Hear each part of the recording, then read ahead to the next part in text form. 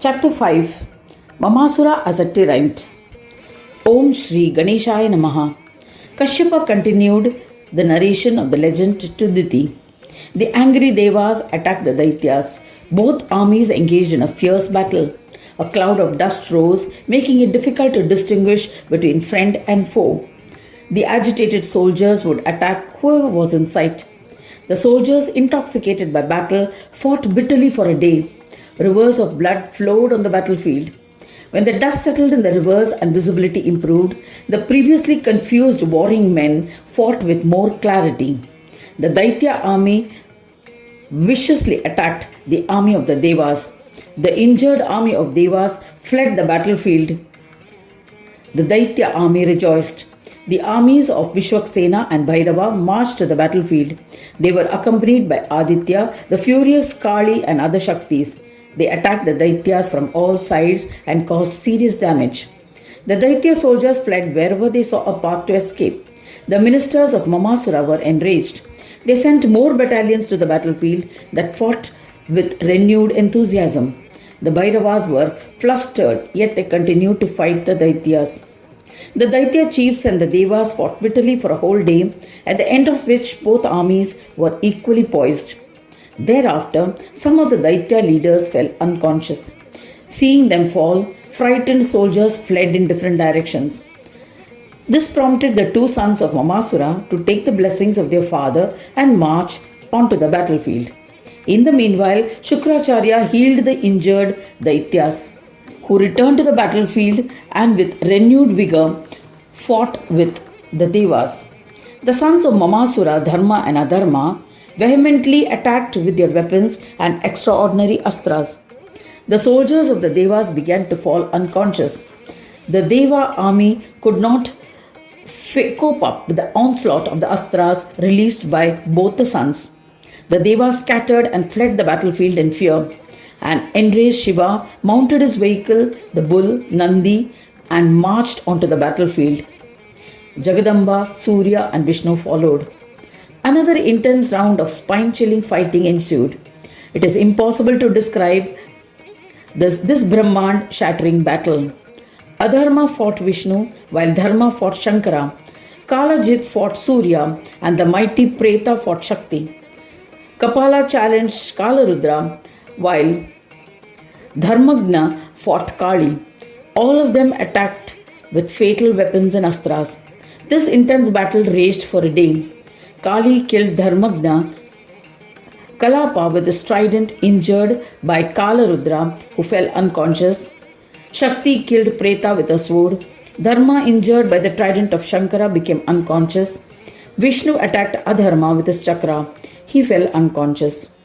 With the use of the chakra, the trident, weapons and astras, the Devas create mayhem among the Daityas. Large rivers of blood flowed. The injured Daityas ran for their lives. Some died from their wounds while trying to flee. O Sulochana, under these circumstances, an enraged Mamasura decided to come to the battlefield. Seeing Shiva the destroyer in front of him, the mighty Mamasura said to him angrily, "Stop, O Mahadeva. I have been witnessing the show of strength of Devas. Now experience my prowess." Threatening Mahadeva, he released an arrow towards him. Shambhu retaliating by hurling his destructive trident.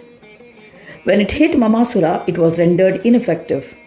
But Shankara lost his balance and the agony rendered him unconscious. Mamasura then released an arrow at Vishnu. He was maimed and became unconscious. Shakti and Surya responded by releasing arrows. Their fierce arrows were ineffective. Mamasura released a single arrow at Surya and Shakti, respectively. It pierced their hearts and they collapsed. An angry Mamasura released a barrage of arrows on all the Devas, causing enormous loss to the Devas. Some Devas died, while others fled. The Daitya king was happy at the sight. He captured Shambhu and other Devas and took them to his abode along with his sons, ministers and other Daityas who had been revived by Shukracharya. Mamasura rejoiced and appointed his son Dharma as the lord of Kailash and Adharma as the administrator of Vishnu Loka. Preta was handed over the reins of Shakti Loka and Kapala was made in charge of Surya Loka. The brave Dharmagna was allotted Brahma Loka. Kalajit was handed the reign of Indraloka, and Kalaka was named chief of Yamaloka. Other Danavas were appointed at different places. After that, Mamasura returned to his own abode. He imprisoned Shiva and other Devas. He ruled the whole universe without any enemies. The evil Daitya became the lord of the universe, and among the Daityas considered himself accomplished. Pride made him vulnerable, and he lost self-control. He became indulgent and was immersed in vices. He considered himself immortal despite being corporeal. A sinful Mamasura, along with other asuras, blinded by intoxication, raped girls from Devloka, Prithviloka and Nagaloka. A considerable time passed in this manner. He dispatched terrifying Daityas to destroy Varnashrama Dharma and all Yajna Karmas. All of them enforced asuric activities. No sacrificial offerings were made during yajnas. The caste distinctions were destroyed. Some rishis were beaten, some were imprisoned. Temples and holy places were destroyed by the Danavas. These wicked and sinful ones uprooted tirthas and places of pilgrimage. They destroyed holy trees. They enforced mankind to adopt only those rituals approved and liked by Mamasura. They installed idols of Mamasura in all temples, thereby depleting the world of all karmas. O Sulochana, there was hue and cry everywhere. There was a depletion of karmas and people were distressed. Mamasura ruled as he pleased. He was happy about it. The seasons were regular. The atmosphere was frightful. Anarchy resulted in the Devas being forced to starve. They were distressed.